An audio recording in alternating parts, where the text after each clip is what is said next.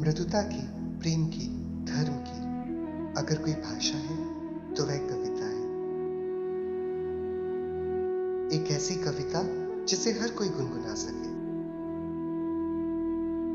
चिड़िया, पत्थर या नदी जो सभी में बराबर समा सके। यूं तो हर एक कवि की कविता में घर है, आंगन है, प्रकृति की हर ऋतु, हर एक सावन है।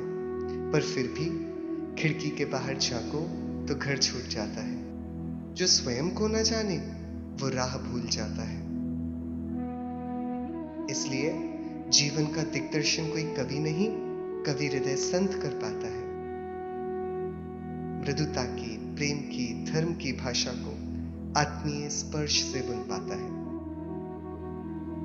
मिलिए एक ऐसे कवि से जिसने हृदय के कोमल पत्रों पर जीवन की कलम को क्षमा और धर्म की स्याही में डुबोकर मुक्ति का गीत लिख दिया। एक कवि हृदय संत का काव्य दर्शन क्या है, कैसा है, उसकी कितनी गहराइयां हैं, उसकी गहराई पर तल पर पड़े कितने अगणित हीरे मोती हैं। हम सभी आज कुछ कविताओं के पाठ द्वारा उन मोतियों को सहेजने का प्रयत्न करेंगे। ये मूर्तियां, ये शास्ता का निश्चल रूप, इसलिए कि तुम भी अपने में जरा ठहर कर देखना। उनकी वीतराग मुस्कान अरूप, इसलिए कि तुम भी सरल हो, समत्व में जरा हंसकर जीना। उनकी झुकी झुकी सी पलकें, इसलिए कि तुम भी निर्मद हो, इबादत में जरा झुक कर आना।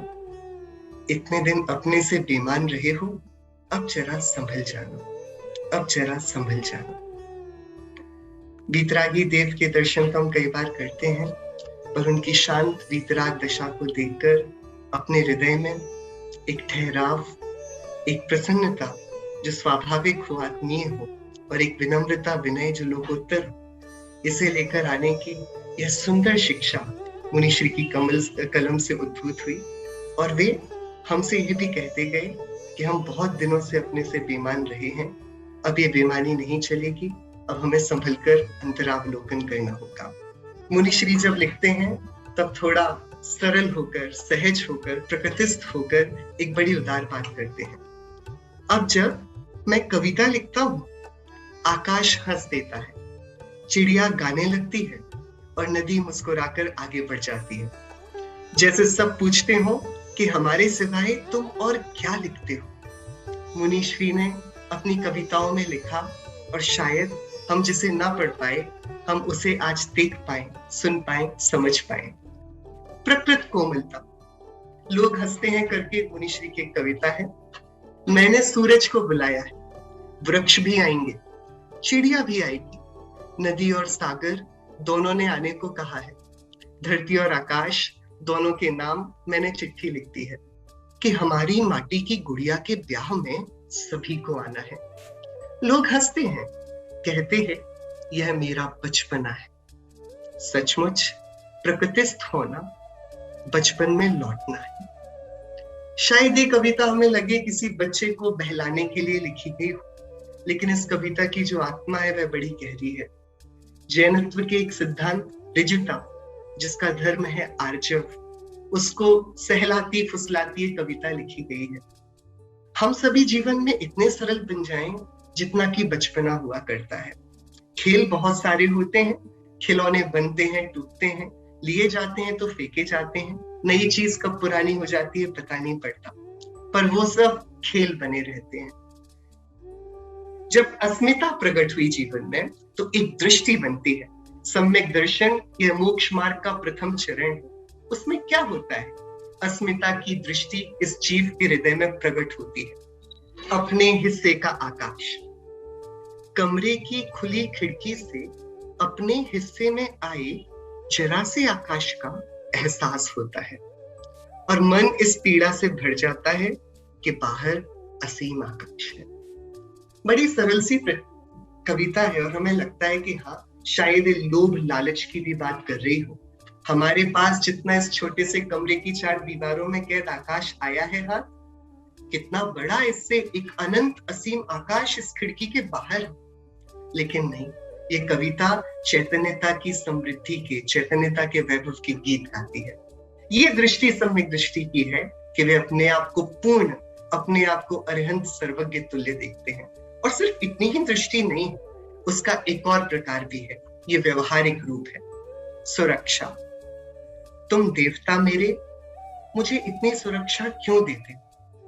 मुझे असुरक्षित छोड़ दो, ताकि मैं अपने को असुरक्षित पाकर हमेशा जागृत रहूं और दुनिया को ठीक ठीक देखता रहूं। जैन दर्शन ईश्वर को कर्ता नहीं मानता।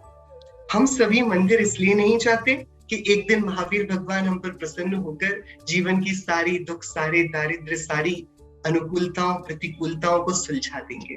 नहीं, जितनी सरलता से बुन दिया गया है कि हे भगवान, आप मेरी रक्षा मत करिए, आप मुझे असुरक्षित छोड़ दीजिए, मैं आपके भरोसे रहूं, और फिर अचानक से पता पड़े कि इस देह का विलय हो गया और रक्षा करने को कोई भी नहीं है, तो मेरा कौन सहारा? इससे अच्छा है मैं अपनी रक्षा की जिम्मेदारी स्वयं लूं, मैं हमेशा जागृत रहूं और दुनिया को ठीक ठीक देखता रहूं। जब दृष्टि मिली तो सृष्टि का बदल जाना स्वाभाविक है। और अब इस सृष्टि का क्या सृजन कविता में हुआ है, हम इसको देखते हैं। बड़ी कोमल कविता है, पक्षी और वृक्ष के बीच का तारतम्य है। सैकड़ों वृक्षों में से किसी एक वृक्ष को चुनकर उस पर अपना घर बनाने के लिए पक्षी स्वतंत्र है, पर सैकड़ों पक्षियों में से किसी एक को अपना और नितांत मानकर जीने का हक वृक्ष को नहीं, पक्षी वृक्ष का है पर वृक्ष सबका है। शायद यही वृक्ष का सौभाग्य और मजबूरी है। एक पेड़ कितने सारे पक्षियों को आसरा दे देता है।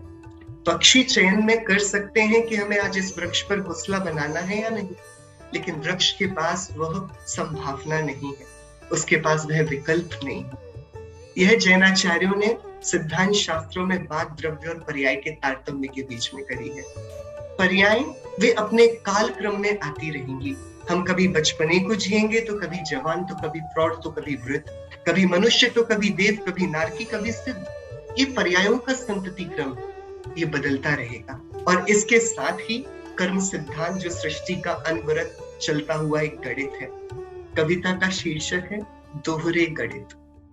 जिंदगी में हमारे चाहे अनचाहे बहुत कुछ हो जाता है। हमारा मनचाहा हुआ तो लगता है यह हमने किया, हमारा अनचाहा हुआ तो लगता है शिकायत करें, पूछें कि यह किसने किया। जीवन भर इसी दोहरे गणित में हम जीते हैं और समझ नहीं पाते कि अच्छा बुरा, चाहा अनचाहा, अपने लिए सब हम ही करते हैं। अपनी मौत की इबारत अपने हाथों हम ही लिखते हैं। अभी निर्जरा की चर्चा में मुनिश्री बता रहे थे, हमारे परिणामों को जब तक हम इस बाहर की दुनिया से जोड़ेंगे तब राग द्वेष कषाय उत्पन्न हुए बिना रहेंगे नहीं। और तब जब यही संबंध अपनी आत्मा के साथ स्थापित कर दिया जाएगा कि बाहर की प्रकृति से हमारा कोई संबंध नहीं, हमारे लिए समूचा हमारा आत्मा, हमारा शाश्वत परमेश्वर, यह पर्याप्त है। अपने आप क्रोध, मान, माया, लोभ, राग, द्वेष, विकार भाव अपने आप अस्थता को प्राप्त होते हैं। अब इस दृष्टि से सृष्टि जो मिली, इसके पाते ही जो जीवन में उपस्थित होता है वो है त्याग। जब दृष्टि में सम्यक्त्व है और सृष्टि में वस्तु व्यवस्था का विहंगम रूप, तो अपने आप जीवन में त्याग कैसे दौड़ा चला आता है, इसको इस छोटी सी कविता में, 2 पंक्तियों की ये कविता है, लेकिन जो समझ में आ जाए तो जीवन को निहाल कर दे। उसने चाहा कि उसके सब ओर सागर हो, और अब जब उसके सब ओर सागर फैला है, वह स्वयं एक द्वीप की तरह निर्जन और अकेला है। जैन धर्म का बुनियादी सिद्धांत है अपरिग्रहवाद, निर्ग्रंथता। क्यों? क्योंकि यदि सिर पर बहुत सारा वजन रख लिया जाए तो जीवन दूभर हो जाता है। हम ज्यादा देर खड़े भी नहीं रह पाएंगे अपने मस्तक पर बहुत सारा वजन लादकर। स्वयं अकेला होकर, यानी अपने ऊपर जितनी भी कर्म के उदय में प्राप्त पुण्योदय या पापोदय की धूल चिपक गई है, हम इससे अपने आप निवृत्त होते जाएं। हम ये समझें कि जितना प्राप्त है उतना पर्याप्त है, और यदि वह थोड़ा और कम हो जाए तो वह हमारे जीवन में सुख की व्याप्ति का कारण बन सकता है। और इस तरह जो त्याग जीवन में प्रविष्ट होगा उसके भीतर का विज्ञान निर्मोहता से आएगा। इस बात को बड़ी ही सुगमता से रेत पर पैरों की छाप नाम की इस कविता में कहा गया। हमने ये देखा कि अपरिग्रह जीवन को सौम्यता देता है, पर इस अपरिग्रहवाद को जीवन में अपनाने के पीछे का क्या गणित है? नदी के किनारे रेत पर पड़ी अपने पैरों की छाप, सोचा लौटकर उठा लाऊं, मुड़कर देखा पाया उठा ले गई हवाएं मेरी छाप अपने आप। अब मन को समझाता हूँ कि हवाएं सब दुश्मनों की नहीं होती जो मिटाने आती हो हमारी छाप। असल में अहम की रेत पर बनी हमारी छाप मिट जाती है अपने आप। मरण का अगला क्षण और ये नाम भी नहीं रहेगा जिसको लिए मैं फिरता रहता हूँ। मरण का एक क्षण बीते और ये सारा परिवार, प्रेम, कुटुंबी जन, वैभव, समृद्धि, यश, ये सब विलीन को प्राप्त हो जाएंगे। तो क्यों ना, जब ये मुझे छोड़ के ही जाने वाले हैं, जब ये पश्चात की छाप मिट ही जाने वाली है कालांतर में, मैं जब ये बनती है तभी ही मिटता देखी, मैं जब ये बनता जाता है संयोग, इसको तभी अपनी दृष्टि में त्याग कर दूं।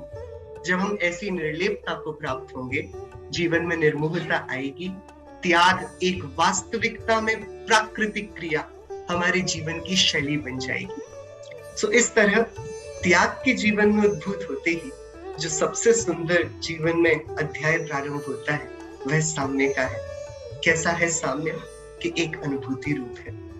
जितनी दूर देखता हूँ उतनी ही रिक्तता पाता हूँ, जितना निकट आता हूँ उतना ही भर जाता हूँ। साम्य ये नहीं है कि हम सुख और दुख में समान दृष्टि रखें, नहीं, वो तो आउटकम है। संत की कलम में भी हम साम्य की परिभाषा खोजें तो अपने में तृप्त हो जाना, ये मान लेना कि अपने केंद्र से जितना दूर जाऊंगा उतना खाली होता जाऊंगा और अपनी जितनी निकटता करूंगा उतना भरपूर हो जाऊंगा। और ये साम्यता कभी अकेली नहीं आएगी, ये साम्य अपने साथ लेकर आएगा मैत्री भाव को। पर मैत्री भाव का भी गणित बड़ा अनूठा है। हम समझते हैं किसी दीन दरिद्री के दुखों का त्राण बच जाना, किसी के प्राणों की रक्षा कर लेना, किसी के दुख दर्द को हर लेना, ये वास्तविकता में मैत्री। लेकिन हम देखें वीतरागी संतों के हृदय में मैत्री का क्या स्वरूप व्याप्त है। अभी चले जाओगे, जाओ, अब आए हो, आओ। कितना कठिन लेकिन कितना सुखद होता है जब कोई इस तरह सब स्वीकार कर लेता। संस्कृति क्रम में संयोग और वियोगों का तांता लगा रहने वाला है। मैत्री यह नहीं है कि हम सभी जीवों के प्रति करुणा भाव, वात्सल्य भाव रखें, कायम रखें, हम सभी के दुखों में काम आए, हम सभी के सुखों को बढ़ाने पहुंच जाएं। मैत्री का ये बड़ा व्यवहार पक्ष है। मैत्री वास्तविकता में अंदर का एक ठहराव है जिसने जगत के वास्तविक रूप को देख लिया है। मानो सारा जगत अपने सारे कृत्रिम मुखौटे उतार कर हमारे सामने खड़ा हो गया हो। अब हमें किसी से कोई आकांक्षा, कोई अपेक्षा नहीं। जो जितने समय आए रहे, हमारा पूरा अभिनंदन, पूरा समर्पण उसके प्रति है। और जिसे जाना हो वह तत्काल चला जाए, उसके साथ हम अपने सुख आनंद को बिल्कुल भी ना भेजेंगे, क्योंकि हम अपनी अस्मिता में सब कुछ अपने पास समाये रखेंगे। और ऐसी मैत्री, ऐसी निश्चलता, अकंप, एक हिमालय जैसी खड़ी हो जाने वाली निष्कंपता जीवन में अवतरित होती है। तब प्रकट होता है मुक्ति का सोपान, मुक्ति का सिंदन मानो ऊपर से हमें भर लेने को आ जाता हो। और इस मुक्ति की प्रारंभ होता है पुरुषार्थ से, साधना से। बहुत गजब की कविता है, रोमांचित करने वाली कविता है। सांझ के किनारे खड़े होकर मैंने पहाड़ से उतरती रात को देखा और सोच में डूब गया कि अंधेरा कितने जल्दी उतर आए। सुबह रोशनी के लिए सूरज को पूरा पहाड़ चढ़ना होगा। बड़ी सरल सी बात लगती है, रात बहुत जल्दी ढल जाती है, पर सूरज को एक पूरा पहाड़ तय करना होता है प्रकाश को बिखेरने के लिए। ये वाली बात बहुत प्रासंगिक हमारे जीवन में भी है। विषयों की कालीमा, दुर्विचारों की रात, ये बहुत जल्दी हमें आकर घेर लेती है। हृदय में अनुशासन और जागृति ना हो, हम फिसलते चले जाते हैं पापों की, कषायों की अंधियाली में। पर हम ये भूल जाते हैं, एक बार जो विषयों की अंधियाली में, उस रात में हम फिसल गए, अब हमें वापस जागृति के पथ पर आने के लिए पूरा पहाड़ चढ़ना होगा। न सिर्फ प्राणी संयम, इंद्रिय संयम से भी काम लेना होगा। जीवन में तपों का आचार होगा, स्वाध्याय होगा, सत्संगति होगी, गुरु की विनय अनुनय होगी। जो ये ना होगा, हम और फिसलते जाएंगे, संसार के दलदल में और ढहते जाएंगे। यह मुक्ति के शिखर पर जाने का सुंदरतम पथ है। मुक्ति का एक अर्थ मृत्यु भी होता है, लेकिन मुनिश्री की समझ में, उनकी कलम में मृत्यु की कुछ और ही परिभाषा है। मुझसे सुनकर बात मरण की, मेरे भीतर तुम्हें निराशा छाई लगती होगी, पर जीवन में स्वीकार मरण का हंसी खुशी कर लेना जीवन का इनकार नहीं है, वह तो क्रम है संस्कृति का। जैसे वृक्षों से पतझड़ पत्तों का गिरना, पतझड़ से इनकार नहीं, स्वागत है आते बसंत का। यह समाधि मरण की कविता है। हम मरण के समय दुखी क्यों हो जाते हैं? ये तो एक नवीन बसंत के आगमन की पूर्व सूचना है। जब हमने द्रव्यों के प्रवाह क्रम को समझा है, उनके पर्यायों के परिणाम को समझा है, तब मृत्यु और कुछ नहीं। जैसे बच्चा बचपने को छोड़कर बड़ा हो जाए तो प्रसन्नता होती है, ऐसे साधक समाधि पूर्वक के देह छोड़ ले तो ज्ञानी साधक विचलित नहीं होते, वे मात्र वस्त्रों का परावर्तन करते हैं। इस प्रकार मुक्ति के सुंदरतम गीत अंतिम हमारे जीवन में मुनिश्री के काव्य दर्शन से क्या सहेजें, क्या पाएं, उनकी एक छोटी सी कविता को पढ़कर यहाँ पूरा करते हैं। क्रम। एक पेड़ तुम उगाओ, एक मैं, जब दोनों बड़े हो जाएंगे, संस्कृति के उस क्रम को वे ही दोहराएंगे। इसका हम रूपांतर उनके दार्शनिक हृदय में बैठकर करें तो कुछ इस तरह होगा। एक कविता तुम गाओ, एक मैं, जब कविताएं भावना बन जाएंगी, संस्कृति के उस क्रम को वे ही दोहराएंगी। हमारा जीवन पुनीत प्रशम भावनाओं से एकदम सराबोर हो जाए। हमारे जीवन का सौंदर्य इतना प्रखर, इतना निखर कर उत्पन्न हो कि हमारे जीवन में भी उस साधना की चमक गूंज उठे। पूर्णता के शिखर पर जाकर नृत्य करने को हमारा हृदय भी लालायित हो उठे। इसी मंगल भावना से मुनिश्री के हृदय में बैठकर हम सभी इस मुक्ति के गीत को बारंबार दोहराएं, यही भावना है। मुनिश्री जब अपनी कविताएं लिखते हैं तो आखिरी में एक डिस्क्लेमर देते हैं, आज लगता है मैंने जो लिखा उसमें वह छूट गया जो मैंने लिखना चाहा था। मैंने जो भी कहा उसमें भी वह रह गया जो मैंने कहना चाहा था। तुम उस अनलिखे को पढ़ लेना, तुम उस अनकहे को सुन लेना। क्या है वो अनलिखा, क्या है वो अनसुना, कि ये सब कविताएं अभी अधूरी हैं और मुझे पूरा होना है।